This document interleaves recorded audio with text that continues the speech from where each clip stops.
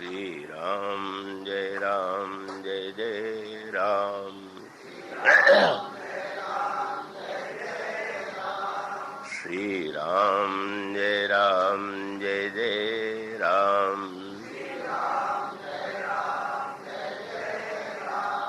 श्री राम जय जय राम।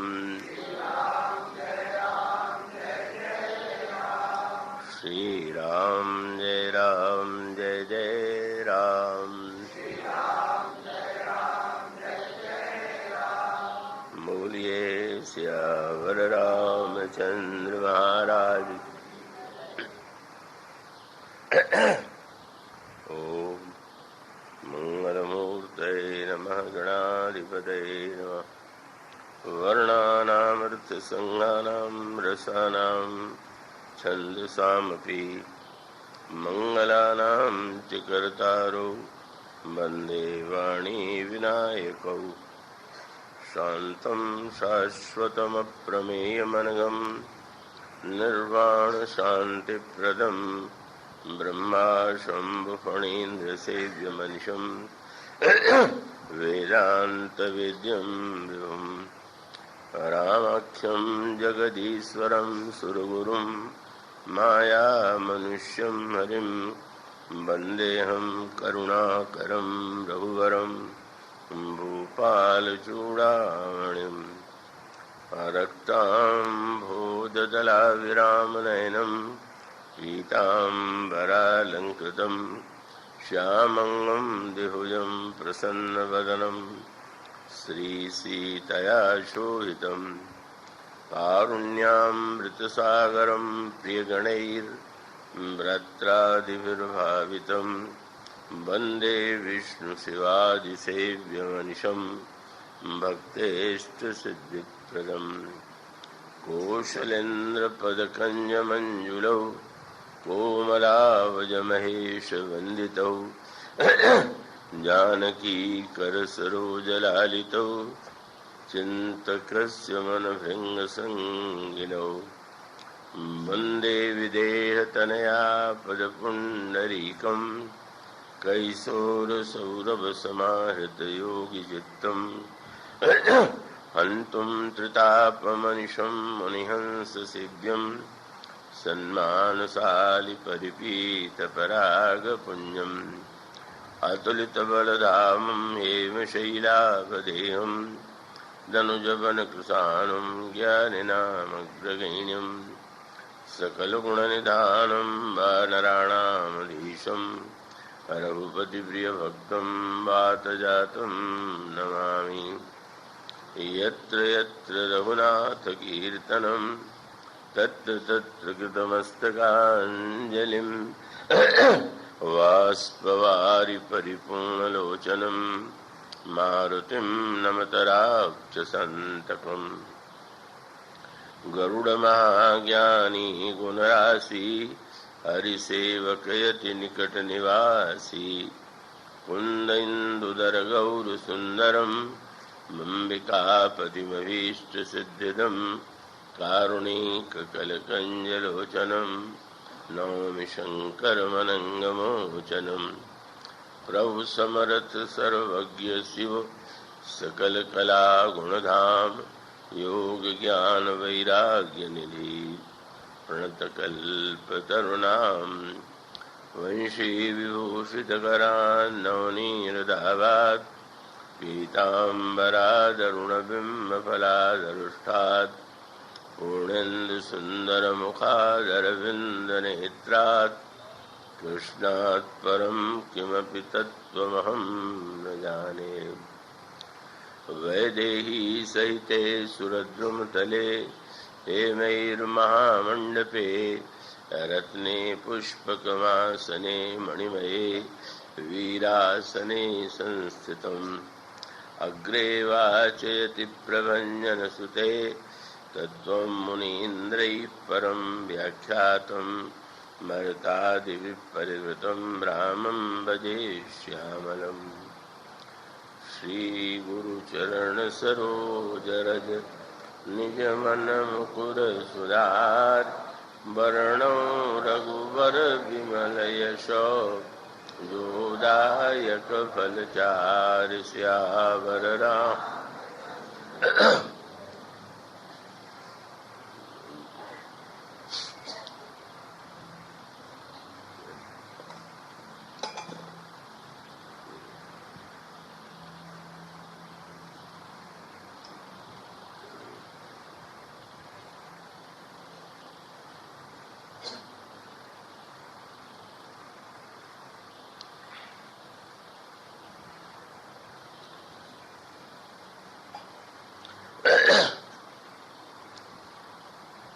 भवानी शंकरौ वंदे श्रद्धा विश्वासरूपिणौ याभ्यां विना न पश्यन्ति सिद्धा स्वान्तस्थमीश्वरम्।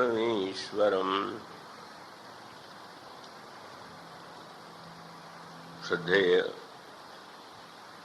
महामंडलेश्वर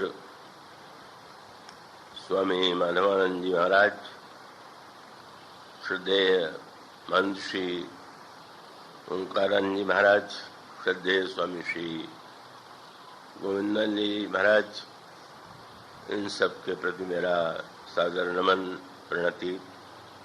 आप सब लोगों का स्वागत है। आइए, अभी आपके सामने जो श्लोक पढ़ा गया, जिसमें गोस्वामी जी भगवती उमा और भगवान शंकर को श्रद्धा और विश्वास के रूप में प्रस्तुत करते हैं। उनका अभिप्राय यह है कि ईश्वर समस्त प्राणियों के अंतःकरण में है, पर इतना होते हुए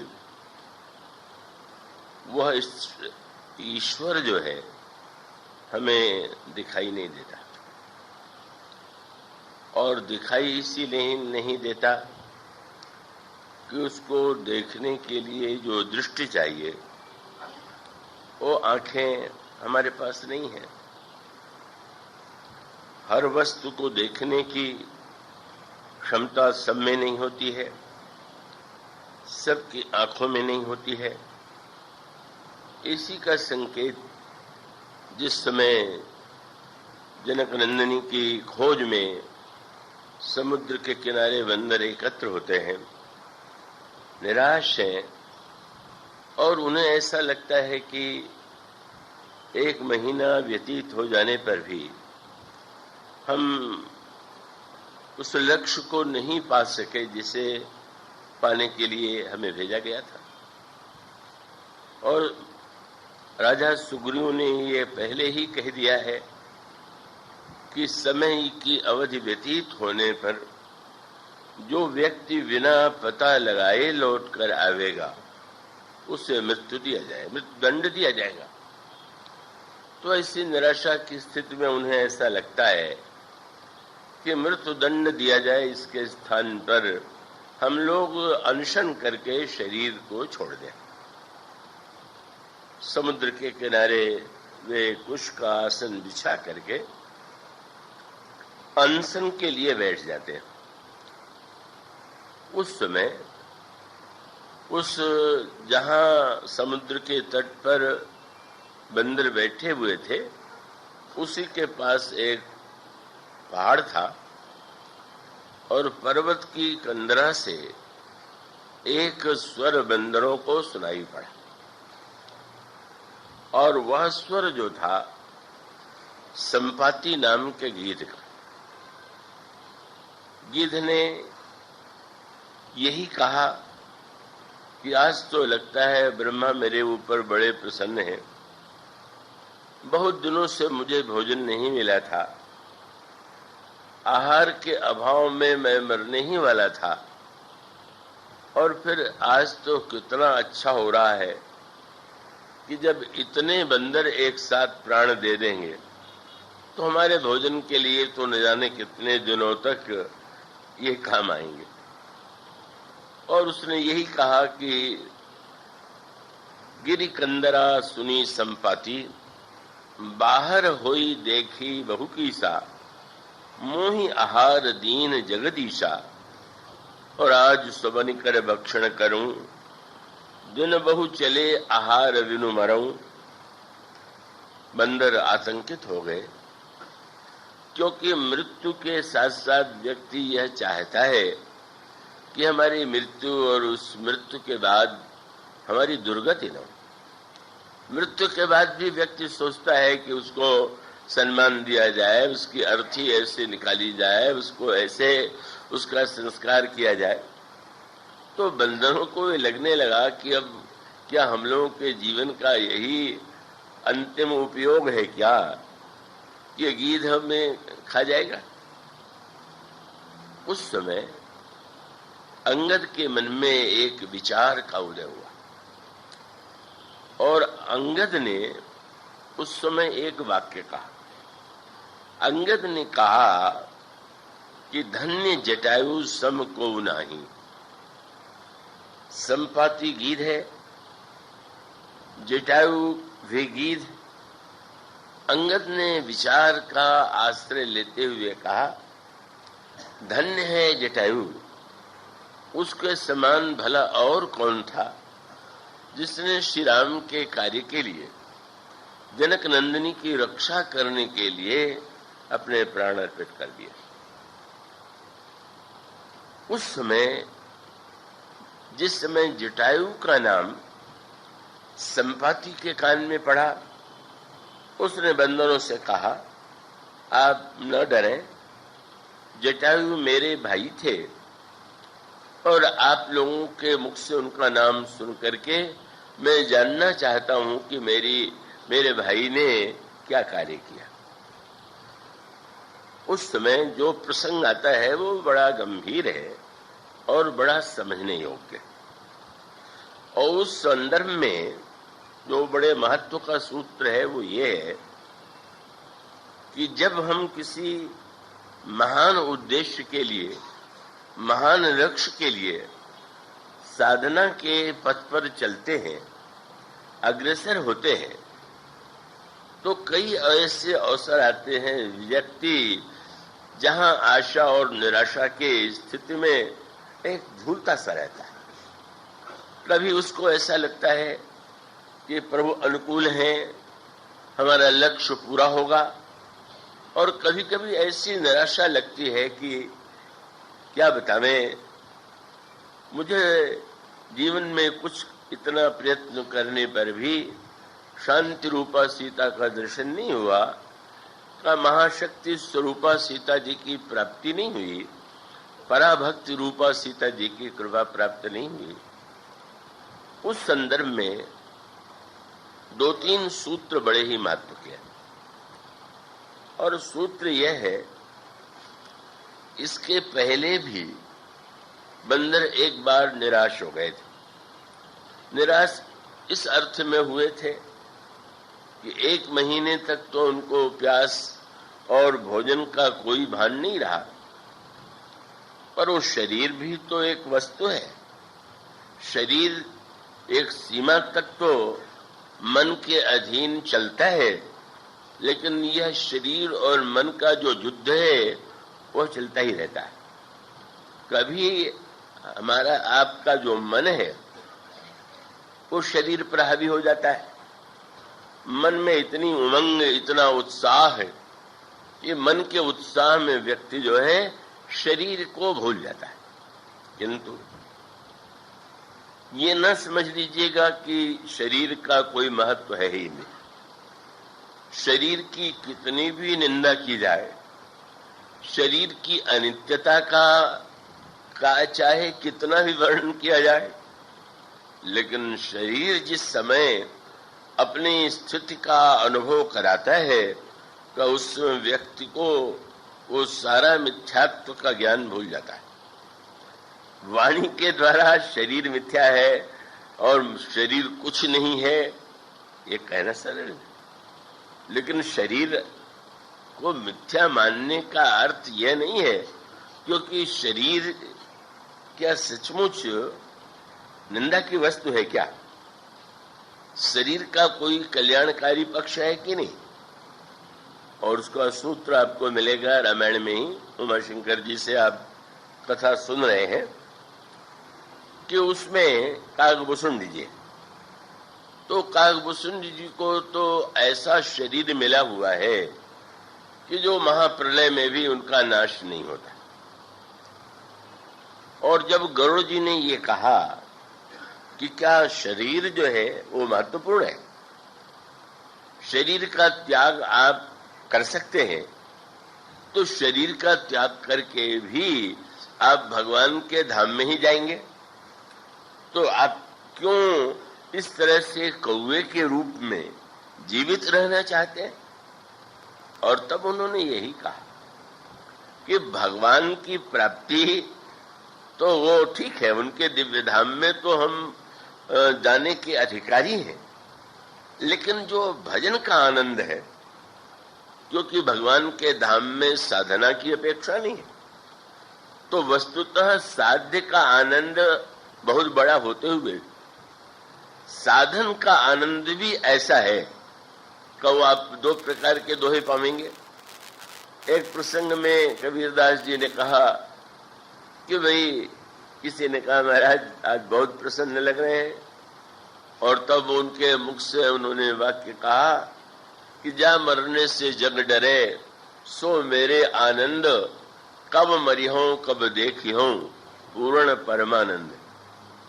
जिस मृत्यु से लोग डरते हैं, मुझे तो उसमें परमानंद का अनुभव होता है कि कब यह शरीर नहीं रहेगा और उस परमानंद का हम साक्षात्कार करेंगे।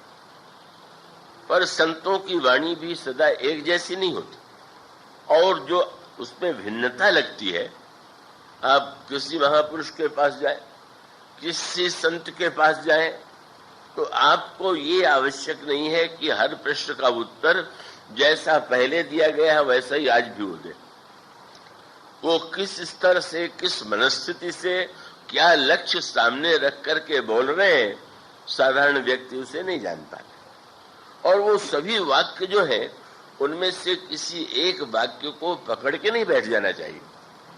जब कबीर ये कहते हैं कि मृत्यु तो परमानंद की प्राप्ति है, तो एक वाक्य है, और फिर उन्हीं का दूसरा वाक्य है राम बुलावा भेजिया। भगवान ने निमंत्रण भेजा अपने धाम के लिए, पर कबीरा दीन ही रोए, मुझे रुलाइया रही। क्यों? बोले जो सुख है सत्संग में, सो वैकुंठन हो। सत्संग में जो सुख है वह वैकुंठ में नहीं है। तो मानो इसमें एक में तो, बल्कि एक तीसरा उनका दोहा और है, जिसमें भगवान से भी निवेदन करते हैं कि लोग कहते हैं कि मरने के बाद व्यक्ति आपके धाम में जाता है, तो कुछ नहीं, इसका क्या अर्थ है? तब बोले मरने के बाद आप मिलेंगे, इसमें क्या विशेषता है? तब उन्होंने वाक्य यही कहा कि जीवत में मुझको मिलो, मुझे मिलो न राम। क्यों? बोले जब लोहा माटी मिला तो पारस के ही काम। लोहा जब मिट्टी में मिल जाए और पारस आवे, तो पारस का चमत्कार क्या है? लोहा पारस है और लोहे को सोना बना दे तो पारस का चमत्कार है। मानो शरीर तो लोहे की तरह है, और आपकी भक्ति के द्वारा, उस पारस के द्वारा इस जीवन में हम धन्य हो जाएं तो सार्थकता है कि मरने के बाद हम धाम में पहुंच जाएं। इसके सारे वाक्य विरोधी लग रहे हैं। और रामायण में भी यही बात है। गीधराज जी ने कहा कि वाह, मैं शरीर चाहता हूं कि बने ही रहे। क्यों? बोले तनु बिनु वेद भजने नहीं करना। भजन का जो आनंद है, साधन का जो आनंद है, वो तो शरीर से प्राप्त होता है, और इसलिए मैं चाहता हूं कि शरीर सदा सदा बना रहे। कौआ शरीर ही चाहिए, तो कौआ क्यों? बोले यही तन राम भगति मोहि जामी। इसी शरीर के द्वारा हमें भगवान की भक्ति मिली, इसलिए मैं इसी शरीर में रहना चाहता हूं, सदा जीवित रहना चाहता हूं और निरंतर भजन करना चाहता हूं।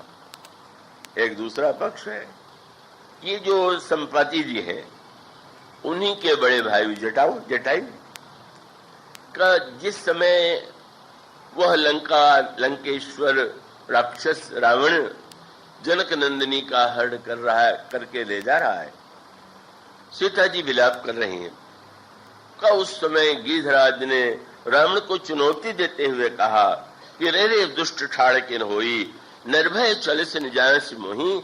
अरे दुष्ट, तू कौन है जो इस प्रकार का अनर्थ कर रहा है। उस समय एक बार तो रावण को आश्चर्य हुआ, ये कौन है कि जो मुझे चुनौती दे रहा। दूर से लगा कि क्या मैनाक पर्वत आ रहा है, क्या गरुड़ आ रहे हैं, पर उसको लगा कि जब पास आने लगे और दिखाई पड़ा कि जटायु जी बहुत बूढ़े हो गए थे, तो उसे बड़ा आश्चर्य हुआ कि अच्छा, ये बूढ़ा जटायु और मुझे साहस कर रहा है। और तब रावण मन ही मन हंसा, बड़ा अभिमानी था। अच्छा लड़ने नहीं आ रहा। क्यों? बोले शास्त्रों में लिखा हुआ है कि तीर्थ में अगर शरीर छूट जाए तो क्या मनुष्य की मुक्ति हो जाती है। तो इस गिद्ध ने सोचा होगा कि जीवन में बहुत पाप किया, अब किसी तीर्थ में शरीर छोड़ें तो मेरी मुक्ति हो जाएगी। और उसको लगा होगा कि लंकेश्वर रावण की भुजा से बढ़ के तीर्थ कौन होगा, तो मम कर तीर्थ छाड़ी ही देखा, ये है उसके अभिमान। वो तो अच्छा इसीलिए आ रहा है। और तब युद्ध हुआ। क्या गिद्ध जटायु ने कुछ क्षणों के लिए रावण को भी मूर्छित कर दिया, पर उसके पश्चात उसकी मूर्छा दूर हुई। तलवार निकाल करके उसने जटायु गिद्ध के दोनों पंख काट दिए, गिर पड़े। उस समय रावण रथ पर बैठा करके जनक नंदिनी सीता को चला जाता है, बड़े व्याकुल है। उस समय गोस्वामी जी ने उनकी मनस्थिति का वर्णन किया, बड़ा कष्ट हो रहा है। जिसके पंख कट गए हों, एक ओर हरण हो गया और दूसरी ओर पंख भी कट गए। ऐसा होता है जैसे बहुत व्यक्ति जब कष्ट में होता है तो चाहता है कि प्राण चला जाए, मृत्यु हो जाए तो अच्छी। तो ये जटायु भी यही सोचने लगे, और उन्होंने सोचा कि अगर मैं पीड़ा से व्याकुल होकर के मैं शरीर को छोड़ दूं तो हमारा जो कर्तव्य है उसे मैं पूरा नहीं कर पाऊंगा। कम से कम श्री रामभद्र को मैं यह समाचार तो दे दूं कि रावण ने जनक नंदिनी का हरण किया है, और इसलिए उन्होंने निश्चय किया कि नहीं, चाहे जितना कष्ट हो मैं प्राण को जाने से रोकूंगा। और प्राण से जाने से रोकने का एक उन्होंने उपाय निकाल लिया। तुलसीदास जी महाराज ने लिखा कि गिद्धराज जी जो ध्यान कर रहे हैं वो भगवान राम के चरणों की रेखा का, सुमिरत राम चरण की रेखा, ये अकेले श्री गिद्धराज जी का विशेष ध्यान है। तो रेखा का ही स्मरण क्यों कर रहे हैं? उन्हें ज्ञात हो चुका है कि लक्ष्मण जी ने एक रेखा खींच दी थी और यह कह दिया था कि अगर आप इसे नहीं लांघेंगी, जनक नंदिनी से निवेदन किया, तो रावण भी इसे नहीं लांघ सकता। तो मानो गिद्ध को लगा कि जब प्रभु के छोटे भाई लक्ष्मण की रेखा में ये चमत्कार है कि वो रावण भी न लांघ सके, तो मेरे प्राण का हरण करने के लिए यमराज कहीं भीतर आकर के प्राण न ले जाए, तो मैं राम के चरणों की रेखाओं में अपने को बैठा लूं कि जिससे प्राण न जाने पावे। तो वस्तुतः भगवान राम के चरणों की अनेक रेखाओं में 4 रेखा मुख्य है। रेख कुलिस ध्वज अंकुश सोहे का उन चारों रेखाओं के अंतराल में ध्यान करते हुए गिद्धराज अपने आप को बस बचाए हुए हैं, किसी तरह से प्राण चला ले जाए। थोड़ी ही देर बाद प्रभु आ गए। प्रभु ने देखा, आंसू आ गए, गोद में उठा लिया उनके शरीर और उनके सिर पर हाथ फिराने लगे और गिरिराज जी के शरीर में जितनी पीड़ा थी बस सब समाप्त हो गई। कि गोस्वामी जी ने कहा, कर सरोज सिर पर से कृपा सिंधु रघुवीर, देख राम छवि धाम मुख विगत भई सब पीर। सारी पीड़ा दूर हो गई। और उसके पश्चात बहुत मधुर संवाद आता है। प्रभु ने सुना और यही कहा कि मेरी आपसे एक ही प्रार्थना है। अभी तक गिरिराज जटायु जो है वो प्राण को बचाने के लिए व्यग्र थे। अब भगवान श्री राम उनसे प्रार्थना करते हैं कि मेरे जानी तात कछुक दिन जी जाए। मैं समझता हूं कि और भी कुछ समय तक आप जीवित रहिए। क्यों? बोले आप जीवित रहेंगे तो पुत्र के रूप में मैं सेवा करके अपने को धन्य बनाऊंगा, इसलिए आप जीवित रहिए। और तब बहुत एक संकेत प्राप्त होता है, और संकेत ये कि जो गिरिराज अभी थोड़ी देर पहले तक प्राण की रक्षा के लिए बेचैन थे, स्वयं प्रभु जो है उनसे जीवित रहने के लिए कह रहे हैं। लेकिन सुन करके गिद्ध को हंसी आ गई। गिद्ध जटायु को देख करके प्रभु के आंखों में आंसू आ गया, और प्रभु की बात सुन करके गिद्ध के होठों पर हंसी आई, और हंस करके उसने कहा कि प्रभु आप इस शरीर को बचाने के लिए कह रहे हैं? अरे मेरे मरबे समन चारि फल होई तो क्यों न कही जाए। मैं तो समझता हूं कि चारों फल से भी अधिक फल जो है इस मेरे शरीर के परित्याग का है। और सूत्र क्या है? शरीर का त्याग महत्वपूर्ण है कि शरीर की रक्षा महत्वपूर्ण है? और उसका उत्तर यही है कि शरीर का अगर कोई उद्देश्य है, कोई लक्ष्य है, तो शरीर के द्वारा ही तो साधन करेगा व्यक्ति, शरीर के द्वारा ही तो सत्संग करेगा। इसलिए व्यक्ति को अपने शरीर की रक्षा करना ही चाहिए, एक पक्ष है।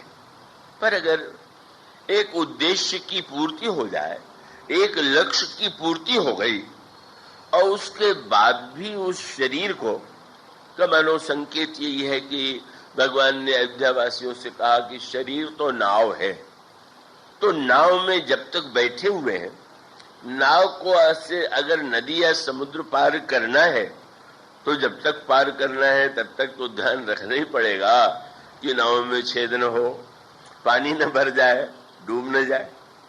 अब वो चिंता ही नहीं करे व्यक्ति, कोई बात नहीं है, छेद है तो क्या है, उसी नाव में चलेंगे तो बुद्धिमान नहीं। किंतु अगर नदी के पार करने के बाद वो ये सोचे कि नाव तो बहुत बढ़िया है, जरा इसको सिर पर लादे चले, तो उससे बढ़कर के ना समझी क्या होगी। जब तक उसके द्वारा हमें नदी समुद्र पार करना है तब तक बहुत महत्वपूर्ण है। और जब लक्ष्य पूरा हो गया तो मानो शरीर जो है महत्वपूर्ण ये नहीं है कि जीना चाहिए कि मरना चाहिए। महत्व यह है कि हमारा जीवन, हमारा मरण कितना सार्थक है। जीवित रह करके अगर हम साधना सत्संग में जीवन व्यतीत कर रहे हैं तो जीवन धन्य है। और केवल जीवित रहने के लिए अगर उसको बोझ बनाए हुए ढो रहे हैं तो इससे बढ़कर के कोई दुर्भाग्य नहीं। इसलिए महत्व जीवन और मृत्यु का नहीं है, शरीर का नहीं है। महत्व ये है कि शरीर का उपयोग हमारे द्वारा क्या हो रहा है। एक और प्रसंग आता है, ये जो दो भाई हैं, बाली और सुग्रीव, सुग्रीव छोटे और बाली बड़ा। और पहले तो बाली ऐसा लगा कि बड़ा अभिमानी है, भगवान ने भी बाली को अभिमानी कहा। लेकिन सचमुच यूं कह सकते हैं कि सुग्रीव तो बहुत धीरे धीरे भगवान के चरणों तक पहुंचे, और बाली तो छलांग मार करके इतनी ऊंची स्थिति में पहुंच गया जहां तक सुग्रीव नहीं पहुंचे थे। जिस समय भगवान से बाली ने शास्त्रार्थ किया, महाराज आपने भेद क्यों किया, बाली, सुग्रीव और मैं दोनों भाई, तो आपको क्या ईश्वर पक्षपात करता है क्या? और फिर आपका अवतार अगर धर्म की रक्षा के लिए हुआ तो क्या आपने छिप करके मार के अधर्म नहीं किया? भगवान ने उसका उत्तर दिया। उसकी व्याख्या करें तो थोड़ा बहुत लंबी व्याख्या हो जाएगी, पर भगवान के वाक्यों को सुनकर के बाली परास्त हो गया। बाली को लगा कि प्रभु ने बता दिया कि वस्तुतः मैं झूठे बहाना बना रहा हूं, और तब बाली का हृदय अत्यंत कोमल हो गया और विनम्र वाणी से उसने ये कहा,